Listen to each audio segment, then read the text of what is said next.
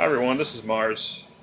As promised, I thought I'd take a quick look through one of these bound volumes I just got back from the bindery. This is Marvel's Monsters of the Movies. So this, as a kid, was one of my favorite magazines. I've always been a monster freak, along with my comics obsession. And to be honest, I probably love monster movies more than comics. Um, when I was a kid in the 70s, in the mid to late 70s, uh, I definitely had like a pecking order when it came to publications. Back then, the newsstand was just a marvelous place. You never knew, being a young kid, you never knew what was going to show up at the newsstand or the spinner rack. We didn't have any previews or any kind of organized fandom, and of course we were kids anyway. So you never knew when you go to the department store or gas station or the convenience mart, just what might be on the rack, what new magazine, or a new comic. And see, I'm 48 years old, so my golden age was, I'd say, like 74, 75 is when like my earliest memories are, and when I became a fan. That's about the time I really discovered comics and was reading on my own and discovered monster magazines. And Monsters of the Movies was a big part of that, of my childhood. Famous Monsters is, the magazine. But Monsters of the Movies was probably number two in my estimation at the time. As you can see, we'll go through it here. I'll try not to linger too long on it. Visually, it's not as appealing as Famous Monsters. Monsters of the Movies was more text heavy. So it's probably not going to be as for as much of an interesting video, so I'll try to keep that in mind. I'll try to page through, but anyway, I'll just do a quick page through and kind of throw out any memories I might have. These magazines come back. I think a lot of collectors my age, comics and magazines are really a touchstone to an earlier time, and knowing when a certain book, comic, or magazine was on the rack, I can like timestamp, that date and time because it'll bring up a certain memory. This here, the cover. This is actually the cover to issue 2 that I chose for the bind. Here's issue 1, but issue 2. This is maybe the first monster magazine I think I ever saw. This image was burned in my brain at a very young age. My cousin, my mother's sister, had her first baby, her first daughter, in '74. Like I said, I was 6 years old. And I can remember going to the hospital to visit. And I was too young to go up in the room, so I had to wait downstairs outside the gift shop with a responsible adult. I'm not sure who was with me. But in the gift shop, on the magazine rack, leering at me from across the gift shop, was this cover. And my eyesight was better then, of course, as a 6-year-old. But this big image of the Frankenstein monster was looking at me. It couldn't be missing. And I wanted that book so bad. I mean, that book just yelled at me. It just, come and get me. And I begged and pleaded, but could not go in the gift shop.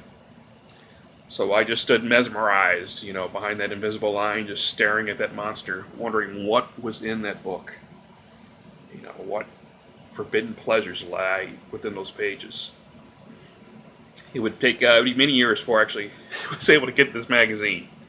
But you can just kind of see some of the memories this holds for me. So let's take a look at the book real quick. This is issue 1. Most of these covers are by Bob Larkin. He does pretty good work. These are nice. This first issue is real heavy into King Kong. It seems like the early issues, they chose like a monster and did a lot of articles on it. The first one is very Kong heavy. The second one is Frankenstein. The third one is Dracula the Vampire. And the fourth is the Wolfman. The editor here is Jim Harmon. A name you might be familiar to a lot of you guys in fandom. Here's a picture of him with Christopher Lee at Forey Ackerman's house. He was an old-time radio enthusiast, so there's a lot of articles in Monsters of the Movies about old-time radio, which was pretty cool. Back at this time in the mid '70s, radio shows were still around. I remember CBS Mystery Theater. You could still catch that on KMOX. There was still a little bit of radio drama.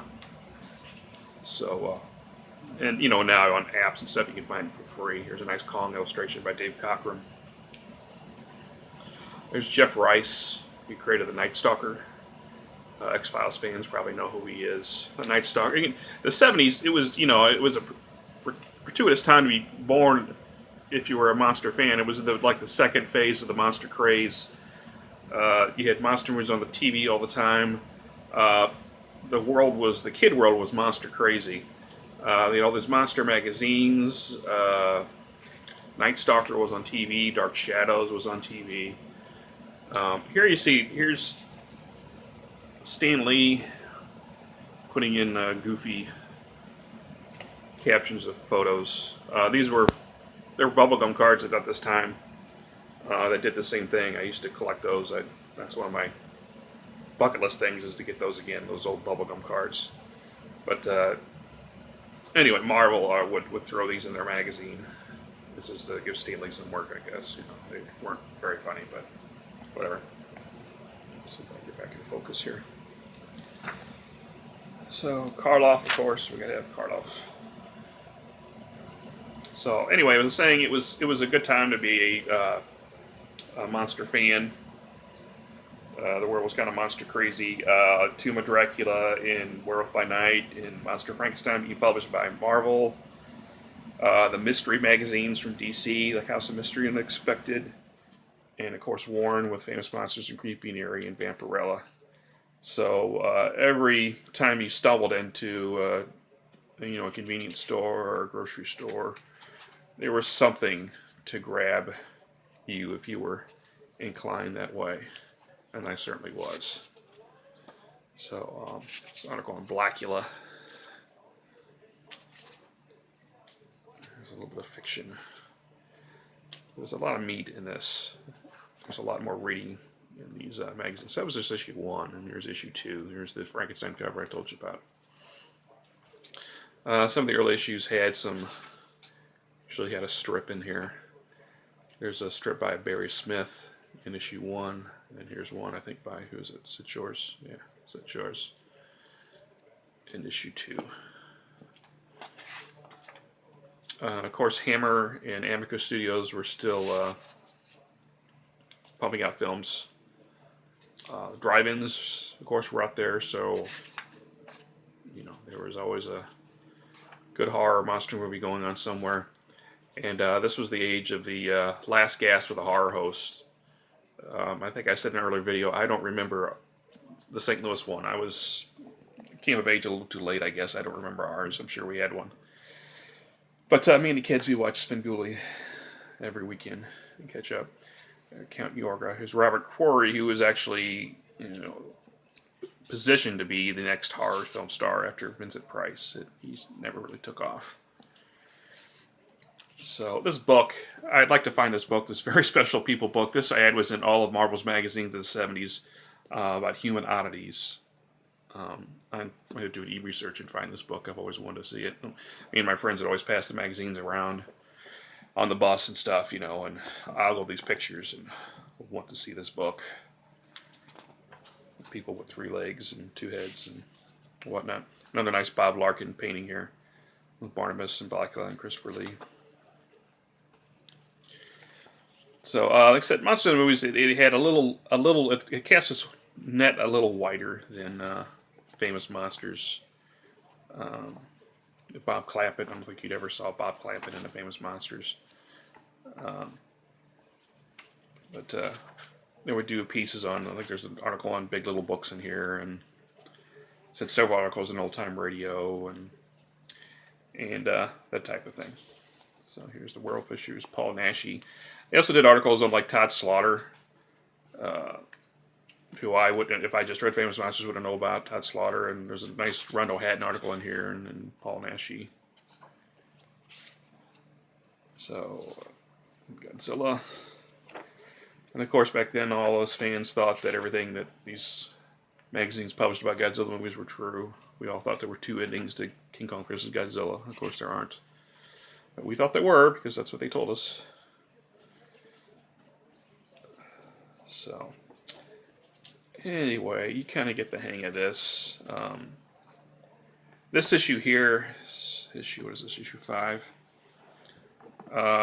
This issue has a memory for me because I do remember wanting this. I would have been 6, and I really, really wanted this at Target. And my grandmother said she would buy it for me, but I had to wait for my birthday. So this issue, she bought it for me and put it up in the closet for a couple months. I couldn't look at it. And then on my birthday, it came wrapped into a magazine rack, a small magazine rack with this in it. You know, what other 6-year-old, 7-year-old kid, got a magazine rack for his birthday? Well, I did. I was that kind of kid.